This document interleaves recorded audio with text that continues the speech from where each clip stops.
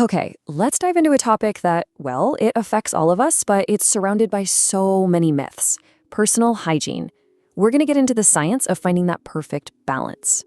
So, we're always told that when it comes to, our most private areas, cleaner is always better. But let's just kick things off with a huge question. Is it actually possible to be too clean? And the answer, it's a huge, definite yes. Absolutely. Now, I know that probably sounds a little weird, right? But being too clean can actually cause way more problems than it solves.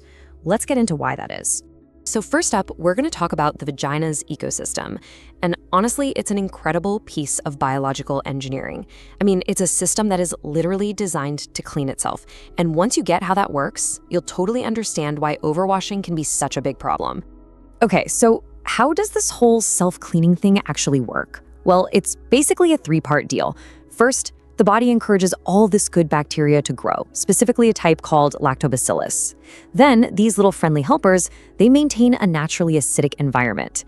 And finally, the system uses discharge to kind of flush out anything that shouldn't be in there.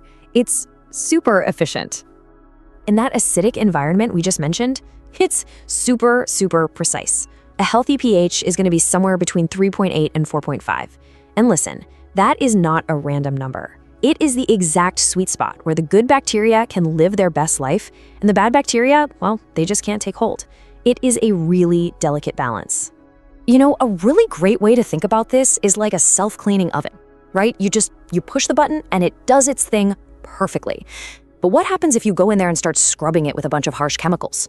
You're not helping. You're actually breaking the very system that's supposed to do the job for you. So what are these harsh chemicals we're talking about? Well, funny enough, they're often the exact things we think are making us cleaner. Things like douching, using those heavily scented or antibacterial soaps, or just scrubbing too hard. Those are the main culprits that throw this whole finely tuned system completely out of whack. And when that system gets disrupted, the consequences are, well, they're not fun. You're basically messing with the vaginal microbiome, that whole community of good bacteria. That makes the pH go up, and suddenly you've created the perfect environment for problems like yeast infections or bacterial vaginosis to pop up. It can also just cause dryness and irritation. The bottom line is this: trying to be extra fresh can seriously backfire. All right, let's switch gears and talk about the penis. Now, obviously, the anatomy is different. It's not an internal, self-cleaning system in the same way. But that core idea of a delicate protective balance, it's exactly the same. So the skin in this area has its own natural protective shield, if you will. It's made up of natural oils, you might have heard of sebum, and a bunch of good bacteria that all work together to keep the skin healthy and protected from anything irritating. And yeah, just like we saw before, when you start overwashing, especially with really harsh soaps, you basically strip that protective barrier right off. What happens then? You get dry, cracked, irritated skin. It can even lead to more sensitivity or inflammation. You're literally washing away the very things your body makes to protect itself. So what's the answer?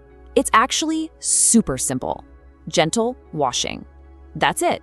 Just water and a mild, unscented soap, and only on the external areas. And for anyone who's uncircumcised, that also means gently cleaning under the foreskin. The key word really is gentle. Okay, so this really brings us to the main event. How do you find that perfect hygiene balance? We've talked all about the problems with going overboard, so now let's just lay out some simple, clear steps that work for everyone. So let's break it down into a simple do's and don'ts list. On the do's side, it's pretty straightforward. Wash daily, but use a mild, unscented soap and only on the outside.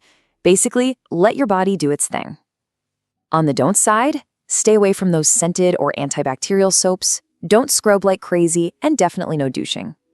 Just remember, overcleaning is the actual problem here, not the solution. So what's the core truth here? What's the big idea we should all walk away with? It's really about changing how we think about hygiene altogether. And if you remember just one thing from all of this, let it be this.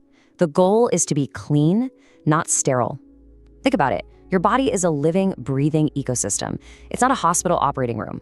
Trying to get rid of every single bacteria is not only impossible, it's actually bad for you. And look, we have to be real here. We've been sold this idea for decades that our bodies are supposed to smell like a field of flowers or a tropical breeze. But that is just not the goal. A healthy body isn't supposed to be perfumed, it's supposed to be balanced. Health has its own natural, subtle state, and that's really what we should be aiming for. So I want to leave you with this final thought. Now that you know just how smart and effective your body's natural systems are, isn't that balance something worth protecting instead of constantly trying to fight against it? Maybe the best approach to hygiene is to just gently support the incredible work your body is already doing on its own.